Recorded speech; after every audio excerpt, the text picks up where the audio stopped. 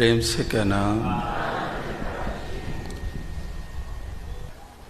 जो आज हम संसार के हालात देख रहे हैं, संसार में जो लोग इस कदर एक दूसरे से बटे हुए हैं, जो दीवारें इंसान और इंसान के दरमियान खड़ी हैं, इंसान एक दूसरे का दर्द बांटने की बजाय एक दूसरे को पीड़ा देता चला जा रहा है। और इस तरह से दर्द बांटने की भावना ये दिलों में बस जाए, ये वास्तविकता में इंसानों को इस ओर प्रेरित किया जा रहा है। जो वास्तविकता में इंसान इन भावनाओं से वंचित होकर इस जीवन के सफर को तय कर रहे हैं, उन भावनाओं का इस जीवन में होना जरूरी है।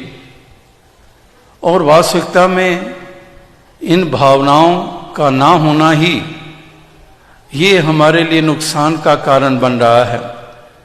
और जो भावनाएं हमारे दिल में गहरे उतरी हुई हैं, वो वास्तविकता में सिवाय पीड़ा के, नुकसान के और कुछ प्रदान नहीं कर रही हैं। तो इसीलिए यहाँ पर ये प्रयास, ये जतन हो रहा है कि इंसान उन भावनाओं को अपने दिल में बसा ले और उन भावनाओं को दिल में बसाकर वो इस जीवन के सफर को इस कदर तय करे कि संसार को सुंदर रूप देने का योगदान देता रहे। सभी के ऊपर ये उत्तरदायित्व है, ये हर किसी की रिस्पॉन्सिबिलिटी है। सब इंडिविजुअल्स, इकाइयां जब अपने आप में अपने आप को इम्पोर्टेंट मानते हैं, each person thinks himself to be important in a way. So if each individual considers himself to be important, then at the same time he should realize that he has also certain responsibilities to fulfill. और वो responsibilities, वो उत्तरदायित्व, वो जिम्मेदारियां हमारी बन जाती हैं as a citizen of the world कि इस दुनिया को, इस संसार को हमने सुंदर देन देनी है। ये ईच इंडिविजुअल की रिस्पॉन्सिबिलिटी है, ये हर किसी का उत्तरदायित्व है। अगर तुम अपने आप को विशेष मानते हो तो फिर ये भी एहसास करो कि तुम्हारी कोई जिम्मेदारी भी है। और सिटीजन ऑफ द वर्ल्ड जब कहते हैं, उसमें फिर तुम एक इंडिविजुअल फैमिली मेंबर के रूप में भी हो, तुम सोसाइटी, समाज के रूप में भी हो, तुम मुल्क, देश के लिए भी तुम्हारे मन में हित का भाव रहे और उस तरह से उस मुल्क के लिए हमेशा बेहतर करो और बेहतर सोचो।